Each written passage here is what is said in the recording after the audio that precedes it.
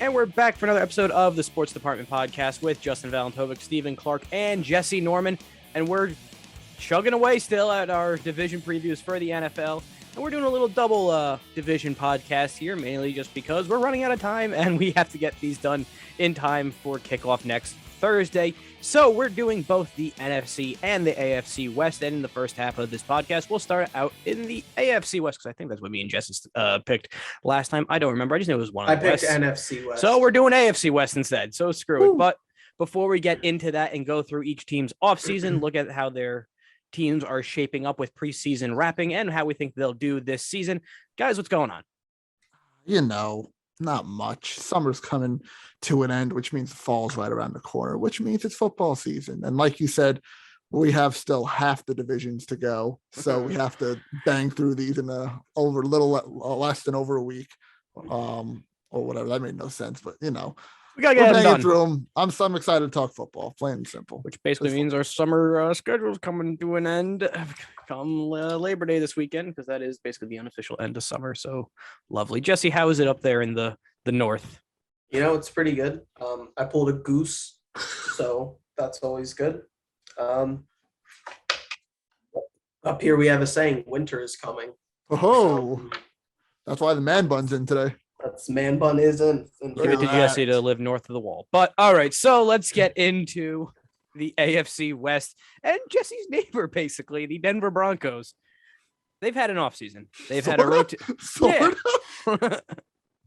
No, not even close. It's like a 16-hour drive. Denver to Michigan? Yeah. If you would have said like the Lions or something. Denver to Michigan. Oh my God, I can look it up. I don't know, the 14-hour drive. Oh, flights popped up. Never mind. It's a 18 flights popped up. It's an 18-and-a-half-hour drive. Oh but my God. They're actually a mountain time zone, much like my Jesse. neighbor. I mean, you're from farm country, so that's kind of what your neighbors usually are from distance-wise to your house anyway, 18-and-a-half hours. So let's just isn't that what you are from here, basically? Hold up. Michigan. No, I'm like like 10 hours. I'm like 10, 11. Yeah, I actually like looked it up like the other day. Why are we going out there? Like meet halfway with like Jesse one time or something. It's still like 8 hours, and I think that's literally like Pittsburgh.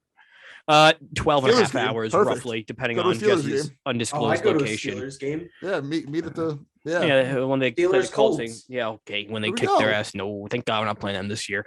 I don't think so, at least. So, Denver Broncos.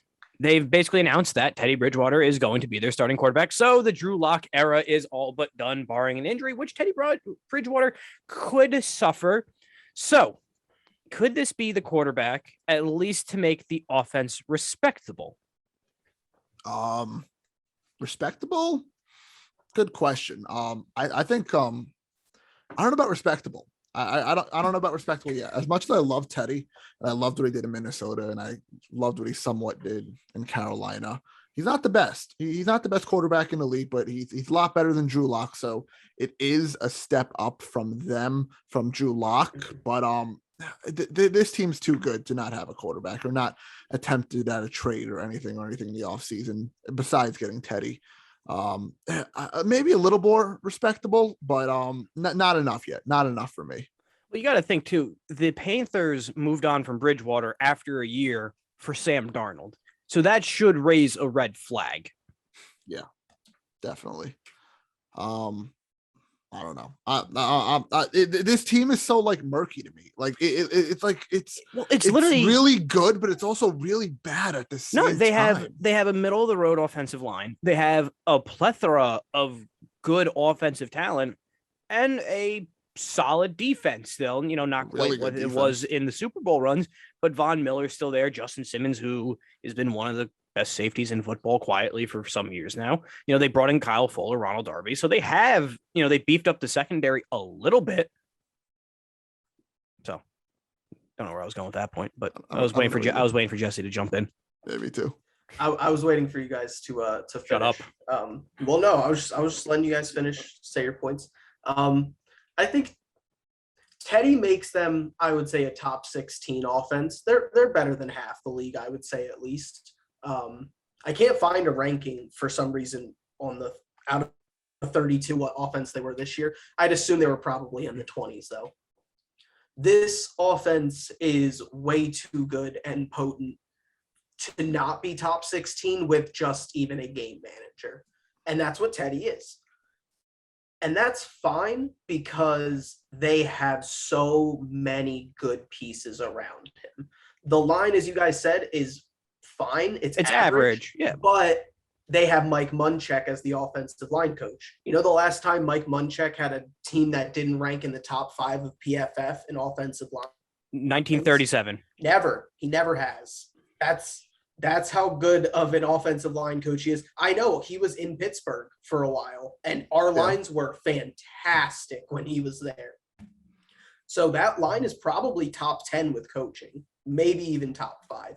Noah Fant is one of the best young tight ends. Jerry Jeudy was one of the best wide receiver prospects last year. Just never thrown to. Flooded class. Yeah, I know. And draft him in fantasy. Didn't do crap for me. And Sutton's coming off an ACL, but before that, Sutton was looking like at worst a top 25, top 20 wide receiver in the NFL. And they let Lindsey go, but Melvin Gordon still showed he had enough in the tank. Personally, I would have never signed Melvin Gordon a couple years ago, and I would have just ran Philip Lindsay, but whatever. That's here nor there. I would also have traded up, or not even traded up. I would have just taken Justin Fields if he was there. But that's not what they did. We'll see how this works out for them. They should be a good team. They are in an absolutely ridiculously stacked division. That's one problem. Really stacked. It's a very stacked division, and I'm thinking over. I'm thinking of Teddy's injury history and stuff like that too. I can see literally something like this happening, and that's Teddy getting off to a really mediocre start, either gets injured, gets benched. Drew Lock comes in and does fantastic, and then you're stuck. You're stuck in limbo again. You're stuck in limbo. It could be something like that. Lock is gonna play at some point. Oh, he absolutely will. I think that goes without question. Lock is going to play at some point, unless they trade him, which I don't think they want to do. No, I think this is your quarterbacks until the end of the season. Yeah, exactly. And there's been a lot of speculation that they're really intending going hard on Aaron Rodgers. And as I've said, they have to know something about Rodgers to where they didn't draft Justin Fields when he was there. Yeah, well, we said in our North that they talk, and this is definitely Rodgers last year. Well, and people, if people were saying about Drew Lock, and maybe wanting to give him another chance. And that's why they didn't draft Justin Fields. And that's why they didn't go for Rodgers and all that. They didn't give the job to Drew Lock. They clearly weren't that in love with Drew Lock. They literally traded for Teddy Bridgewater. Drew Lock had a decent preseason. That's the funniest part that's going under the radar about all this. Drew Lock played well in the preseason. They could very well be going with Teddy to eliminate any quarterback signs of hope if they know someone is coming next offseason. Yeah, I think that has to be the plan, because I could understand if you were just really convinced on Drew Lock and that was the young quarterback you wanted to develop. You gave him I would argue, a top 5 defense, honestly, if everybody stays healthy. I think that defense is really stacked and has playmakers at every single level. And then you have a good offensive line. You have a great young tight end who's on the verge of breaking out. If anybody could just get the ball to Noah Fant, I'm legitimately saying he is a Kyle Pitts type, where he doesn't run like a tight end. He has that open speed and just open field awareness. He's a freak athlete. Insane. He's a good athlete. They have so many good playmakers. They just need somebody to distribute the ball. So if they get someone who can get them the ball, what is their record? I think the best it even can be still is 10-7. I'd say 9 wins. Yeah. Because this division is rough. If you drop the Denver Broncos into the NFC East, maybe South. The AFC South, they're probably winning a division, or at least in second place.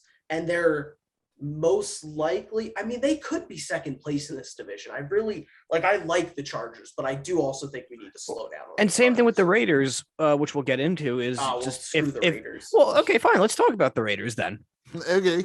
So they had You guys didn't predict Denver. I'm with you. I think 9 wins is kind of their I think ceiling. 9 wins. Yeah. Not definitely 9 And wins, I if think. Teddy finds lightning in a bottle, maybe 11 max, if that. But I think they'll hover around 8, 9. So the Raiders, second season in Vegas, a lot of moving parts. John Brown, Kenyon Drake, Yannick Ngakoue, Quentin Jefferson, Richie Incognito is back, Nick Martin, and Solomon Thomas on the line. So then they dumped their entire offensive line from last year, except Incognito. Trent Brown, Rodney Houston, Gabe Jackson, all out. And then a rebuilt wide receiver core, Nelson Aguilar, gone. Tyrell Williams, gone. And LaMarcus Joyner, also gone. Whoo, boy. Las Vegas. This is year, what, 4 or 5 of Gruden? 4? It feels like forever. It feels like I want to forever. say 4. Let me look. But they got to start figuring out what they're doing and what direction they're going. Because, like, 6 okay, more years, baby. because it's 6 like, more oh, years. they're going to build through the draft. That's why they shipped out everybody, basically, except Derek Carr, and got a bunch of draft picks to build a team through the draft. And then now they're just saying, screw it, and sign free agents because John Gruden is on the hot seat a little bit, maybe internally, to actually show results and the rebuild's actually going somewhere. He can't be on the hot seat unless he literally walks away from money. Like they quite literally, I'm not joking here. They can't afford to fire him. They can't afford to fire him and pay another coach a new salary. So they literally can't. He signed a 10-year, $100 million, didn't he? Yep. So $10 million a year. He was $10 million a year. His first season back, 2018. Wow, this is only the 3rd year. Wow. It feels like a lot longer than that. 18, 19, 20. This is year 4. Year 4, yeah. Okay. So they still have 6 full seasons to go with him. And who was the coach before Gruden? Wasn't it Del Rio? They probably just stopped paying him because you still have to pay out the entirety of the contract. When coaches are all guaranteed. That's why that was a problem when the Knicks were paying literally like 6 different head coaches at one point because they signed them to 5-year deals and then would fire them after 2 years. The Browns did that at one point too. So they can't, if you're going to hire a new head coach and pay him $7.5 million, you're looking at $17.5 million you need to pay for the next 6 years until Gruden's contract. And it's been amazing that through the whole Gruden experience, basically, Derek Carr has still been there because it seems like every single year we're going through, well, is Derek Carr still the quarterback? Does Gruden like Carr? Does Carr like Gruden? And that's been the only really weird. They're kind of stuck with them. I mean, like he's like that in between quarterback. But he's not like the really best, good. But they had the assets at a certain point if they wanted to go get a guy. They had the assets from the Khalil Mack trade. They had assets, where Mike Mayock hit on guys later in the draft. They could afford to get rid of first-round picks because they were making 5th, 6th-round picks and hitting on them. So they could have moved Carr. Carr is signed through next season and then an unrestricted free agent at 32. At that point, then you just franchise tag him. But then at that point, also in a rebuild, it's like if you're going, that'd be the end of year 5. Then no, that'd be the end of year 5. I don't think they could be at a stage of a rebuild at that point. But that's what I'm saying. So the team has to be in place. Continuing to spin wheels. That's what I'm saying. Then at that point, do you go a veteran because you can't really get a young guy and put him at that point and hope for him to succeed because then you're kind of resetting the rebuild a little bit back at that point.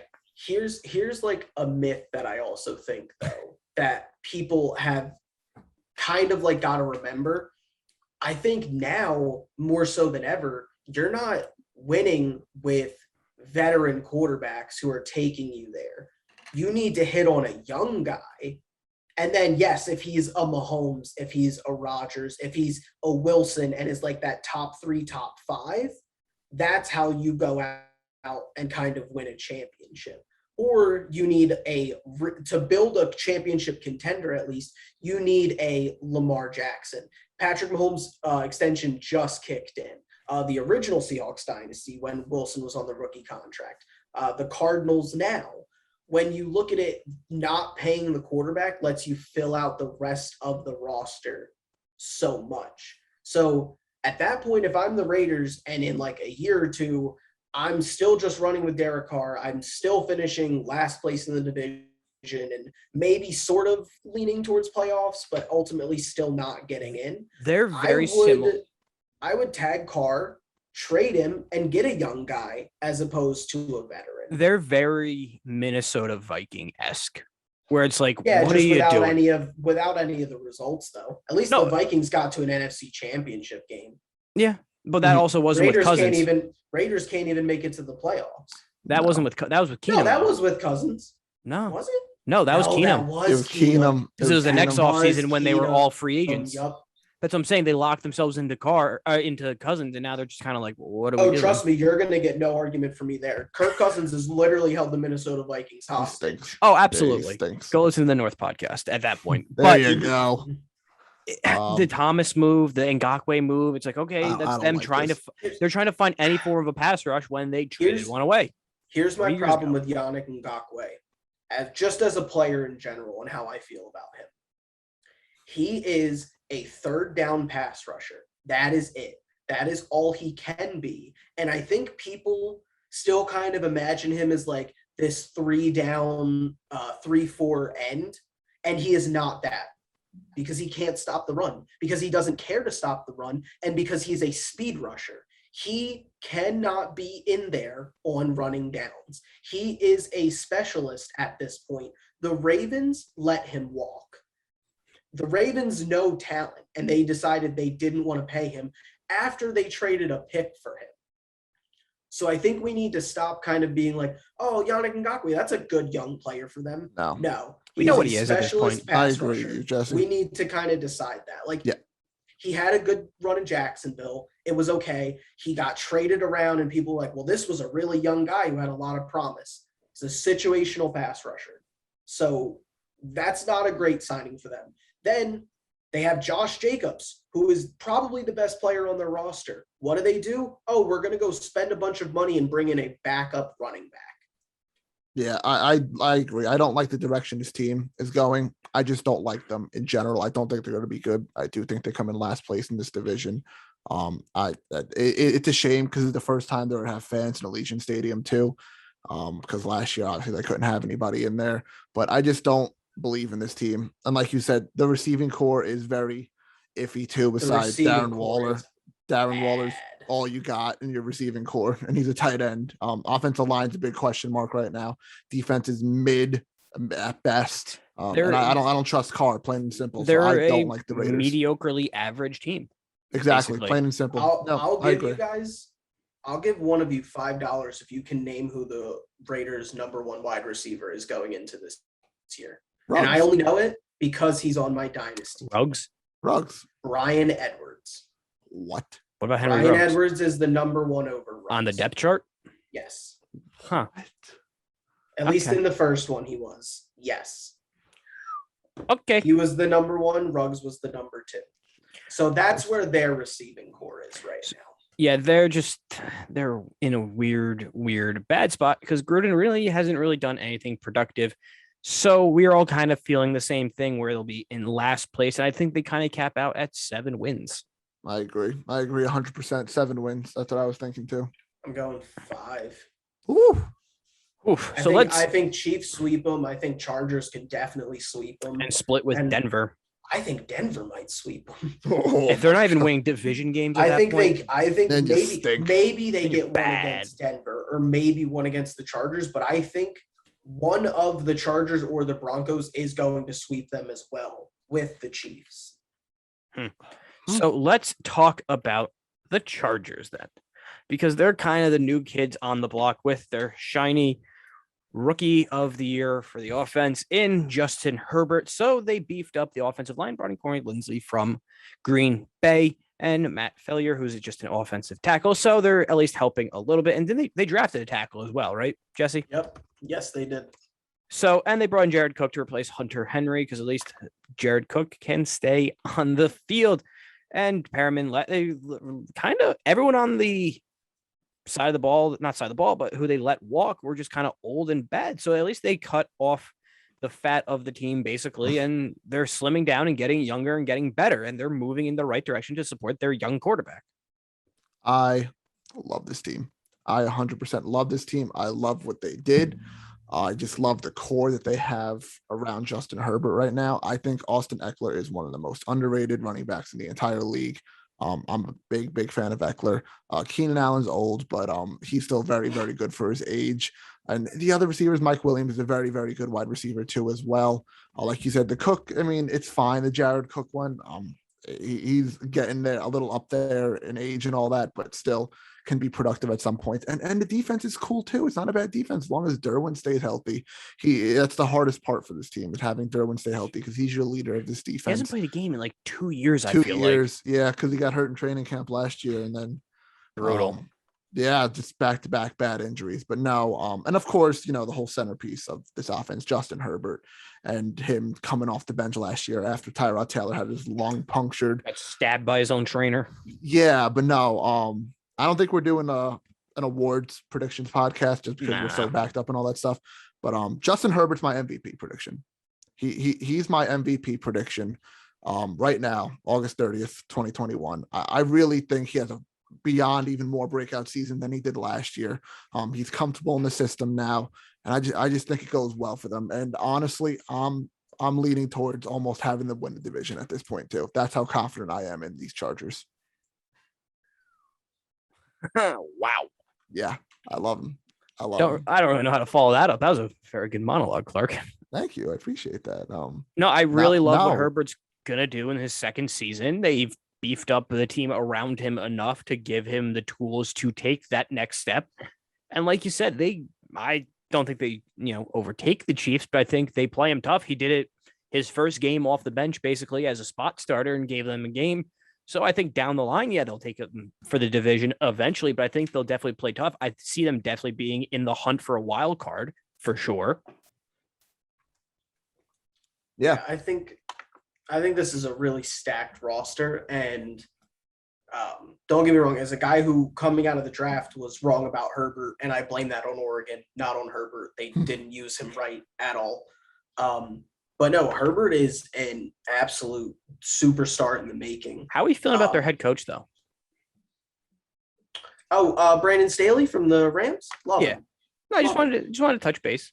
Yeah, I think he will make it so that when the injuries hit, which they always do for the Chargers, when the injuries hit, they will still be putting out a serviceable defense because he was really good at the Rams they had Donald and they had Ramsey, but a lot of those other guys, Brandon Staley kind of helped build up. So I like that addition.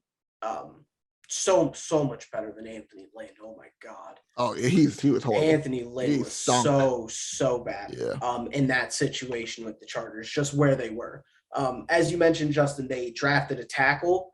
They probably got the top, like the second best lineman in the class in Rashawn Slater, and he just fell to them. It was absolutely insane. Was going potentially as a top 5 pick and fell to them. So they got the second best prospect, offensive line prospect in the draft. And then they also got Matt Filer from the Steelers, who is not a great tackle, but that's okay because they're playing him at left guard, and he fits perfectly as a guard because he's really quick. He's really agile. He can pull, but he is not strong enough to block on the blind side like the Steelers were asking him to. But he is a great guard addition. And then they got Corey Linsley from the Packers, who was probably the best center in the NFL last year. So they're really filling out around Herbert, trying to protect him as much as they can. The defense, I mean, they have guys at every single position. The depth kind of scares me because, like we said, the injuries always happen for the Chargers. So that's kind of got to be the main thing. If they can stay healthy, I really can see them winning 10, 11 games, maybe 12. But you don't know if Bosa is going to stay healthy. You don't know if Mike Williams is going to stay healthy. You don't know if Austin Eckler is going to stay healthy. You don't know if Brian Beluga is going to stay healthy. These are all integral parts to the team that they're going to need to succeed. I didn't even mention Derwin James, who has not played in 2 years and is pretty much the best and only playmaker in that secondary. Yeah, no, it really is just going to come down to health. And availability to stay on the field for the Chargers. But if that happens and works out for them, like I said before, I think they'll be in the wild card hunt. I think they'll be very competitive. I think this will be a team on the rise for years to come. And I think if all things go their way, I could see them finishing 12-5 with a possible of 13-4. Yeah, I'm giving them 13, 14 wins and winning the division. I'm giving it to them right now. Normie. I'll go 11 wins to be safe. All right. So let's finish out the AFC West with the reigning divisional champions and the Super Bowl runners-up, the Kansas City Chiefs. Basically, the main objective of this offseason was let's rebuild the entire offensive line because there wasn't any basically in the Super Bowl. Well, there wasn't any in the Super Bowl because they were hurt. Exactly. That's the reason. And now what you did is you got rid of two of your best tackles that you had. They're two great tackles in Mitchell Schwartz and Eric Fisher.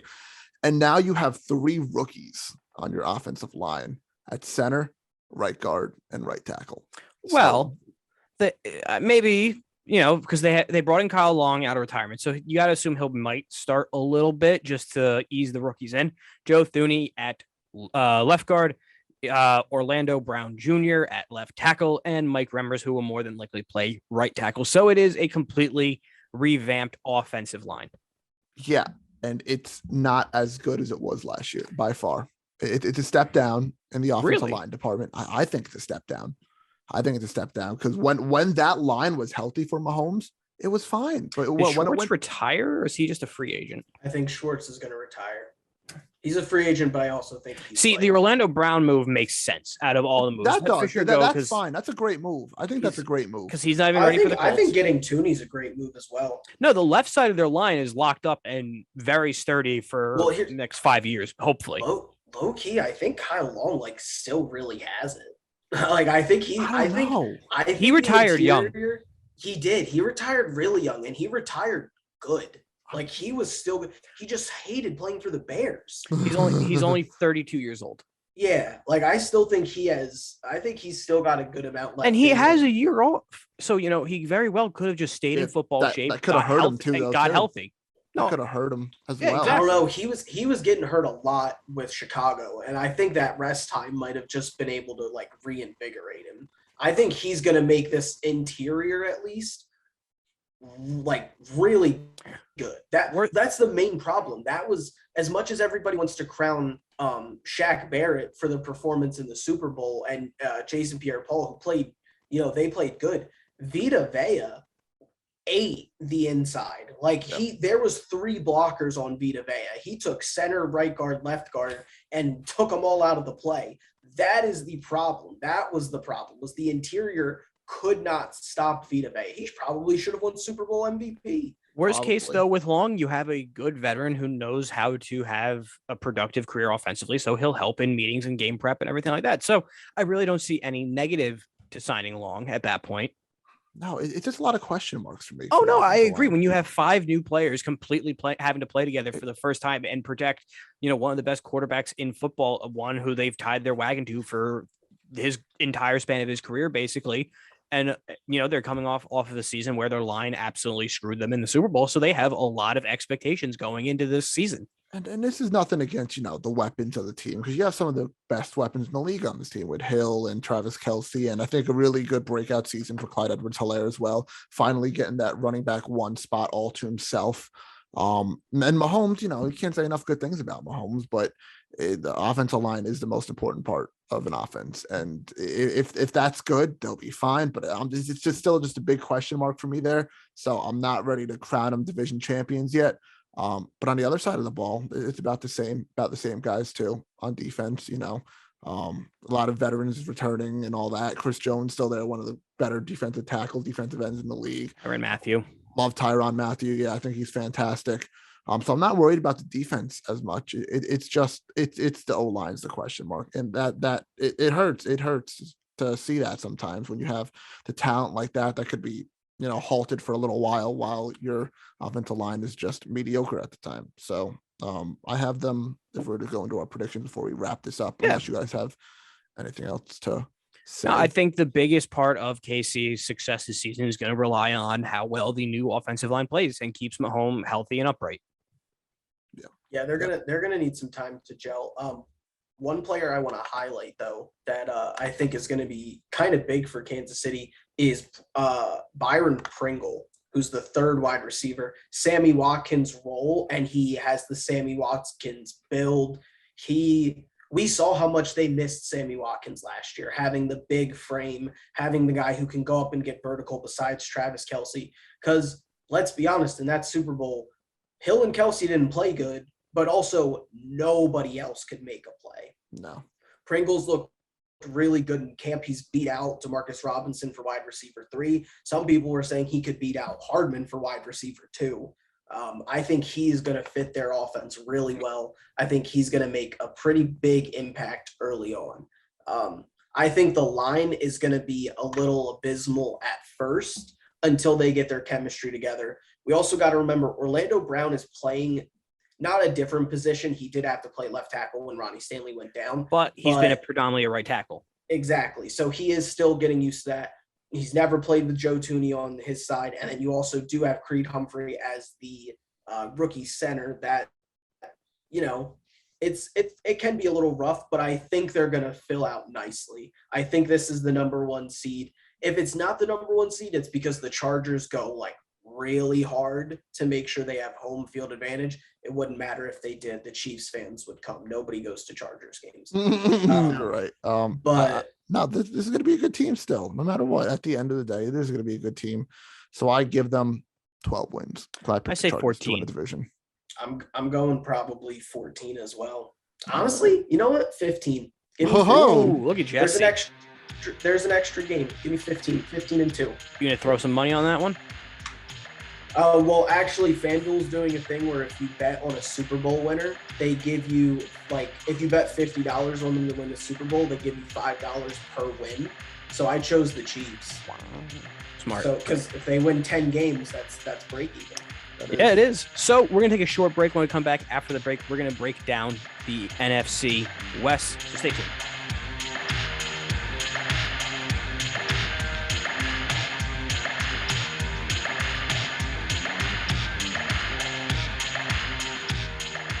All right, we're back for the NFC West portion of the podcast. So let's just get right on into it, because this is, quite frankly, one of, if not the hardest divisions to predict, because all 4 of these teams could be a division winner. They're all very good. They're in, the prime of their runs and championship windows, potentially, some more than others. So let's talk about the Arizona Cardinals, who are probably the earliest in their window. They added JJ Watt, AJ Green, Rodney Hudson, Malcolm Butler, Matt Prater, and Brian Winters. So they beefed up multiple things around on offense and defense, mainly offensive line, D-line, and a wide receiver for Kyler Murray. They let longtime Cardinal Patrick Peterson go, and Kenyon Drake, and most surprisingly, Hassan Reddick. Yeah, and we don't know about Larry Fitzgerald. What's going on with him yet? Because sounds like it sounds like I think he's done. Yeah, he said I have no desire. He said he doesn't. Yeah, he said he doesn't have a desire to play. And he can't take a year off and come back because he'll be like 40 at that point. Yeah. So he's effectively done, which really an anticlimactic end to a Hall of Famer's career with the Cardinals. Probably the best Cardinal, more than likely, because you got to have Aeneas Williams or Pat Tillman, basically. No, it is definitively. It's definitively Larry Fitzgerald. I think it was Larry Fitzgerald after the Super Bowl run. Honestly. And everything else has just been great. Icing on the cake. Then. Yeah. Yeah, pretty much. So this is year 3 of Cliff Kingsbury, I think, right? Yeah. Sounds about right. Yep. And it's year 2 of Kyler Murray, right? No. Also 3. No, Cliff came in and brought Kyler. God, how is it? That's right. Wow. Yeah. It's been a while. Yeah. Time flies. So, but like I said, they've made the right moves, similar to the Chargers, to put some talent around Murray to give him some tools. JJ Watt, obviously back end of his career, but he got the hell out of Houston. Thank God. I think it was only a 1-year deal he signed for, right? Or was it a multi-year? 2. So at least you're getting a veteran pass rusher, a very high motor guy. He just has to stay healthy. He's not an every down rusher, but he gives you a little bit something to work with Chandler Jones. AJ Green, never healthy, so don't know how much he'll offer to the team. But Rodney Houston is a good center to have to work with Murray, and Malcolm Butler, decent enough corner. Yeah, this team's interesting, and it's similar to they're a good team. They're a very good team, and but you're talking about this division, and you look at the other teams in this division. I just still don't think they match up to the other powerhouses in this division. Murray's good, but is he as good as a Russell Wilson or a Matt Stafford? I don't personally think so. Hopkins, one of the greatest receivers in the league right now. That's great to have. They have a good core there. They really, really do. But it's just not enough. I just don't think it's enough for this division. I can't say too much about that because it stinks. Because in a couple other divisions, they would probably finish in first place. They really would. But it's just a tough division, and I don't have 100% faith in this team to win the division, and not even to sneak into a wild card spot, because the other two teams in this division who don't win a division could very well be wild card spots. That's the thing with I think for the Cardinals is, yes, they can be a wild card team down the road, but just by process of elimination, they're the most inexperienced and they have the least amount of talent on the team, but that's not taking away from all the talent they do have. It's just all the other teams have a lot more. Yeah. This is a good team that would be better if they were in a different division. Yeah. I really wish they added more to their receiver core as far as middle of the field. I feel like their starting three is going to be DeAndre Hopkins, AJ Green, Christian Kirk. All three of those guys DeAndre Hopkins and AJ Green are similar physical style, and then Christian Kirk is just the deep threat. But you literally don't have a guy to go over the middle. Like your slot receiver, I guess, is Kirk, and that's not that good unless you want to slide Rondale Moore in there, and then that works for me. But he's a rookie. I don't know how much I love that. The line got better. Did it get better enough? No. Rodney Hudson's good, but he probably only has a year or so left. Chandler Jones wants a new contract, like pretty bad. Yeah. New contract out is pretty much where he left it.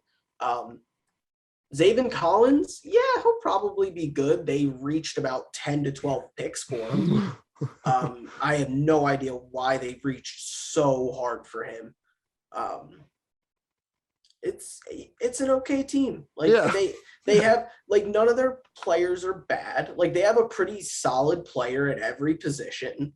Like they're gonna be good. We'd be looking at them, like you guys said, a lot different if this team is in the AFC South. They're in the NFC South. Like they don't even have to be a number one team in a division. They could be a number two.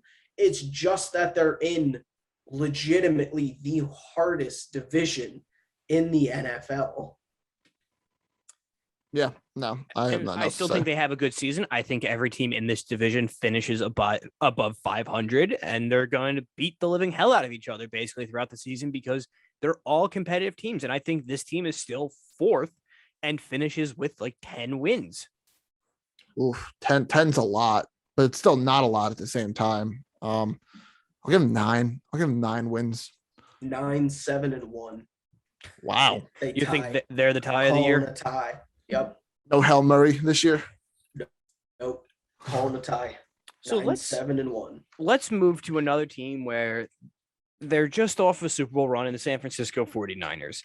And the biggest question for them has always been, basically, since he's gotten there, Jimmy G's health, because he came there and basically quickly tore his ACL. And the only time he's played a full season, or at least a healthy enough season, was to get them to the Super Bowl. And clearly they're running thin on patience for his health or just his overall ability of a quarterback to get them where they want to go, because they took Trey Lance, who's actually, I just got a tweet while recording this, that he has a small chip in his finger. He'll miss about a week, which at that point is still not the start of the season. So he's not necessarily ruled out for week 1, but this definitely gives a clear path, at least for Jimmy G, to start week 1. Now, I don't think he stays the whole time as a starter. I think we do see Trey Lance at some point. Now that could be either Jimmy G gets hurt or the record falls to where they not want to be. So they have to pull the plug on the Jimmy G experience and put in Lance. I don't know if did you guys see the 49ers preseason game this past weekend? I've seen a few. They were running like dual quarterbacks like in and out at the same time. And I don't think that's just for the preseason. I really think they're going to run multiple quarterbacks. Yeah, if you're doing something in the preseason that frequent, as significant as running a dual quarterback system, that means you're serious about it. If it works in the preseason, you're gonna try it at least a few times in the regular season. Yeah, I do think it's a lock, that especially now with this new injury you just brought up about Trey Lance, that Jimmy Garoppolo does, take the first snap under center of week one. But I do see them going back and forth. And if that's the way they want to do it and not technically name a QB1 and kind of do this, that's cool. It's different. It's innovative. I don't really know if it's going to work too much because, teams might start figuring out, oh, when Trey Lance comes in, you do this read option play and whatever, because Trey Lance is obviously a lot faster, not just a game manager like Jimmy G is. But no, this team's very, very good all around, receiving core, decent. Ayuk and Debo is very good. Mohamed Sanu, South Brunswick legend of New Jersey. He's okay, but he's there now. And Kittle, obviously one of the better tight ends, if not the best tight end in the league. And this defense, which is what carried basically San Francisco to the Super Bowl a couple of years ago, is mainly the same, except, Buckner's been gone for 2 years now. Lost Solomon Thomas, so the D-line slowly falling apart. But no, Bosa is still one of the better defensive ends in the league, and you still got Eric Armstead, who's still pretty solid. Secondary, could use a tad of work, but it's still not too bad at all. I like this 49ers team. I really, really do. And I do think Trey Lance is the future of the system. I think Jimmy G will be in a trade or, will sign somewhere else in the next couple of years, and Trey Lance will take over and lead this team to the future, because I really like with that kid a lot. But no, again, there's no bad team in this division. They're going to be a tough team, especially with that defense, because you know how defense helps a lot, especially towards playoff time. No, they're a solid team though, all around. I like the 49ers, and not only as a Trey Lance dynasty owner, I really like Trey Lance for this team, because Jimmy, the Super Bowl run, and his health and everything, I still don't think their offense is where it could be if they had a different quarterback. And that's where Trey Lance fits, because if you watch Trey Lance, he just pops off the screen. He just looks so different. How people say that kind of about Justin Fields? I feel that way more about Trey Lance. He's so big. He's so physical. He can launch the ball. If he can get some touch and get some accuracy, which are not bad right now, by the way. It's not like he's like Cam Newton, where the accuracy is just way off. He's a pretty good thrower too, and he can make those timed throws that Shanahan's going to want. I really, really have a hard time seeing Jimmy last past week 3, week 4, because they're going to do packages with Trey Lance in them. I think they want to work him into the offense. The defense is going to be really good. Jimmy better be really motivated week 1. He's going to get the start. The chip in the finger is going to be enough. Trey Lance isn't going to be able to take reps this week. That's going to be enough for them to keep Jimmy as the starter for at least week 1. He better go out there and hope that they absolutely dominate. Who are they playing week 1? That I don't know. I can actually look. I think I have it on my sleeper team. The Lions, they're to dominate. Oh, yeah. God. Okay. That'll sure. Give. Honestly, if we're talking about it, with this whole QB situation, and Detroit's completely different team too. That's a lot of question marks in that game. Detroit that's a lot of. We don't know what we're gonna get. That's a big question mark. Detroit's defense could be, not that bad. And you never know what Goff can pull out too, because he's not in the big spotlight of LA anymore. He's in crappy Detroit. You never know. You never know. Hey, you're talking about Jesse's new state. His fellow statesman. Pride and joy. I'm more of a Lansing guy myself. Have you made the trip to Detroit yet? No, I don't think I'm. Probably when the Nets come, I'll go to a Pistons game. Okay. Oh, that'd be kind of cool, actually. Cheaper than seeing them in Brooklyn. Way cheaper. I'm probably going to maybe I'll get courtside seats. You'll trip Kevin Durant. It'll be like the episode of. Have you ever seen the clip of Curb Your Enthusiasm when Larry's No. sitting courtside at a Lakers game? He like extends his legs to stretch and he trips Shaq and tears his ACL. He extends his legs. Basically.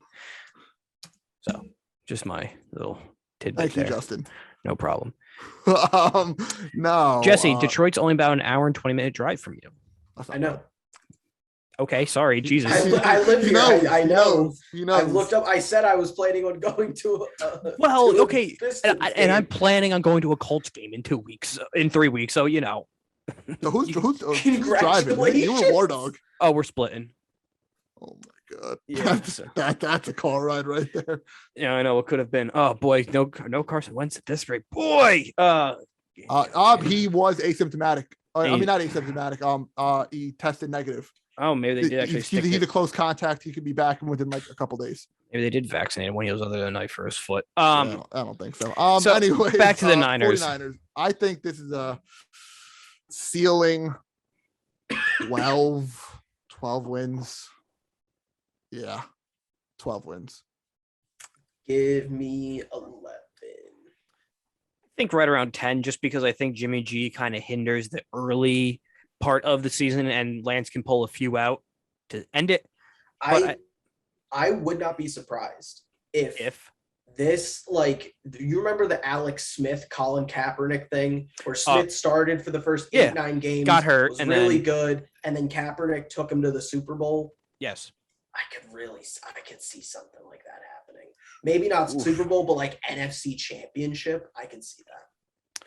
Wow. So let's talk about a team who's been in the NFC Championship. It seems like almost every single year, but you can't quite get over the hump. The Seattle Seahawks. They tried to keep Russell Wilson happy. I think they gave him a new contract this offseason. So didn't give one to Dwayne Brown, who they kept asking, kept saying, please sign him. They made a whole bunch of moves this offseason, and really none of them seem that productive for the most part.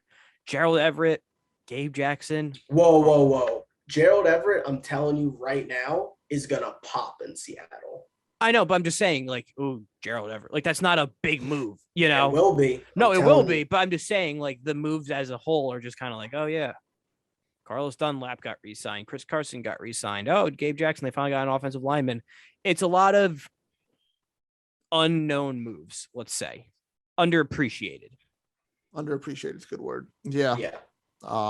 Again, good team. Russell's a great quarterback. Good offense, but pretty decent offense. DK is going to have another standout season, I believe. Maybe they'll finally, Chris Carson can stay healthy and get him involved in the running game a little bit more. I think he's kind of fallen off a little bit, just not being able to stay healthy and all that. And it's the defense again here. The defense doesn't stand out as much. Jamal Adams, they lost that trade for sure. We can tell you that right now.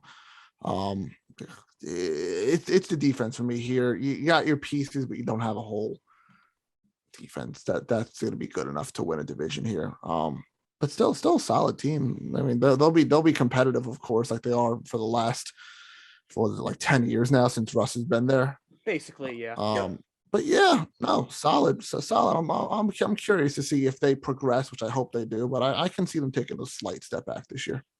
I think they finished second in the division, honestly, just because the team is they've never really. I mean, yes, DK Metcalf is awesome. Tyler Lockett's very good. Russell Wilson's a top quarterback. It's kind of almost getting to the point of like New York Yankees-esque, where it's like they have so much talent and they're such a good team, but they're never really taking the next step to ensure the fact that they get to the Super Bowl again. Like, oh, we have Russ, we have all these, we're guaranteed a playoff spot and we just have to get in and then see what happens.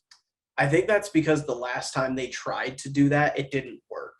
And that was the Jimmy Graham trade. When they traded away their best lineman, they were like, "Oh, this is for sure going to keep us back in there." And then Jimmy Graham backfired. Sucked.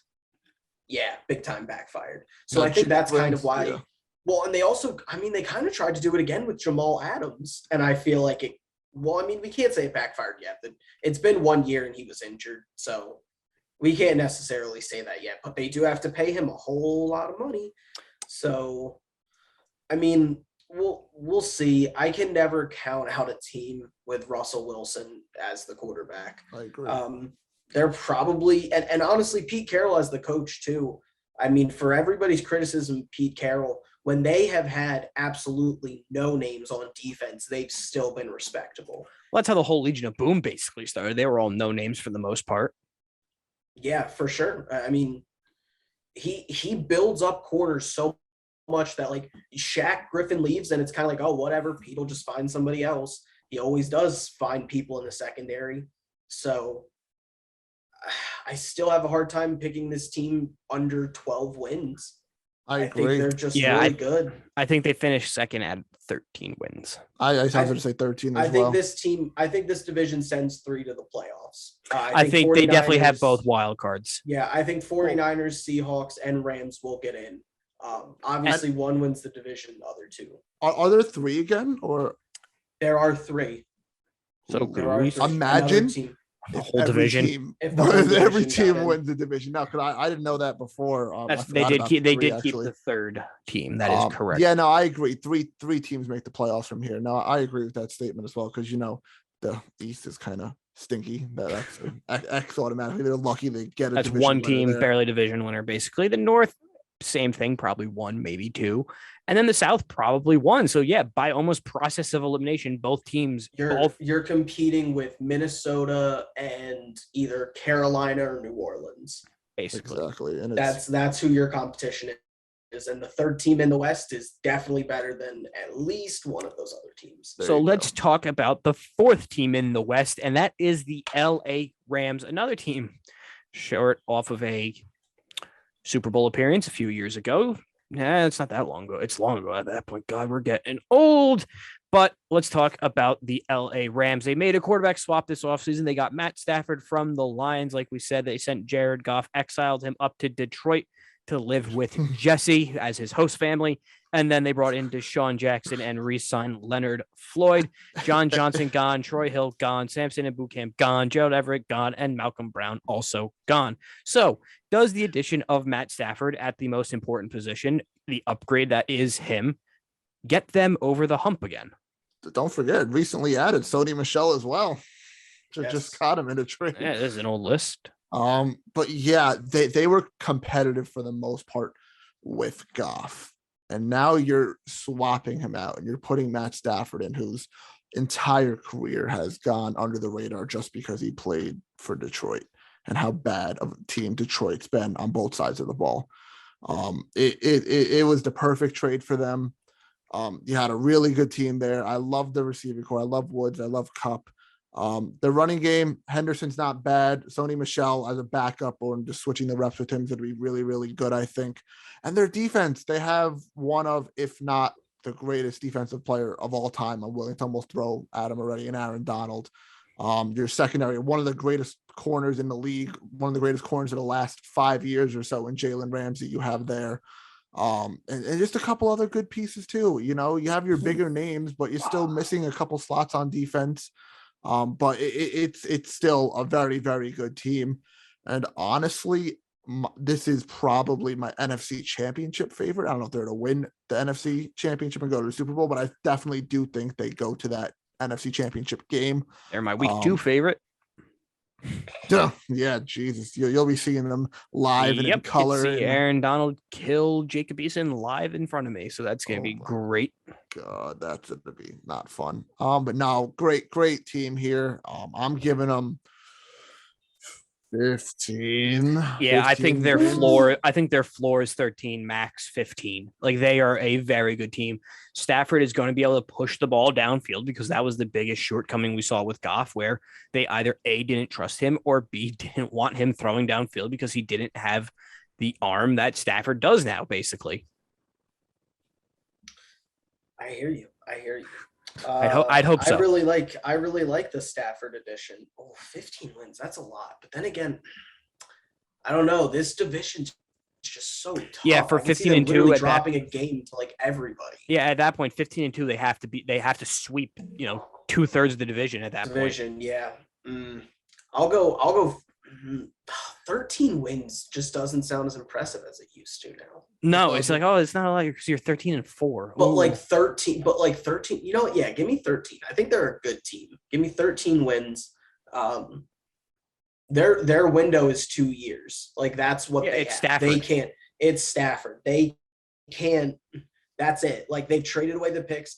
Granted, they have done a great job, by the way, finding players in the later rounds. It also helps they have bottomless picks and bottomless cap space, it seems like, to make all these moves and sign them all. Well, that's the thing. Like they're in New Orleans Saints mode right now. We're going to keep pushing this money back. We're going to keep restructuring. We're going to do this. They did have to let some guys walk, which like the Saints somehow didn't. But you know, they let Troy Hill go. They let John Johnson go. Troy Apke looks like he's going to be fine, though. Like, they have so many depth players. They did lose a defensive coordinator. I don't know how much it's going to hurt considering they still have who I would say are 2 of the top 3 defensive players in the NFL. I think Donald, Ramsey, and Watt are pretty much the only 3 I'd put in that category of just can take over an entire game, and they play on the same defense. So this is a really good team, really well coached. I think it's kind of underappreciated how good of a coach Sean McVay is at this point. The Cam Akers injury does hurt. I do not like their running back room, not at all. Darrell Henderson cannot stay healthy. Sony Michel also cannot stay healthy and has this weird thing where like he's good, but then he's not good. And he stinks. Yeah. He does really good for like a run, and then he's like so bad. It doesn't make any sense. So if they had Cam Akers still, I'd feel a lot better about them. So that basically wraps it up for us for the NFC and AFC West Divisions podcast coming up later in the week. Clark, are we doing a wrestling one? Maybe. How you feeling? You want to take the one more weekend off? Do it. I don't know. What do you feel? We can bang one out. That's your department for us. So that'll come out later in the week for sure. And then probably we'll work on both the AFC, NFC East podcast, because that'll be a similar format because we got to get them out. So that'll be done definitely before next Thursday. So that kind of puts us in a time frame. So Clark, when those eventually ever come out, we're going to listen to it. Yeah, you guys know. Subscribe on YouTube, Apple Podcasts, and Spotify. Follow our social medias on Facebook, Instagram, Twitter, and TikTok at SportsDepthPod. That's SportsDEPT Pod. Justin said it best of all the upcoming stuff. Football season around the corner. So we're going to be doing all of our football podcasts again, and maybe a wrestling one in there, and baseball's right at the end of the season. So that we'll be talking that real soon. So stay tuned to all that fun stuff, and we'll see you in the next episode.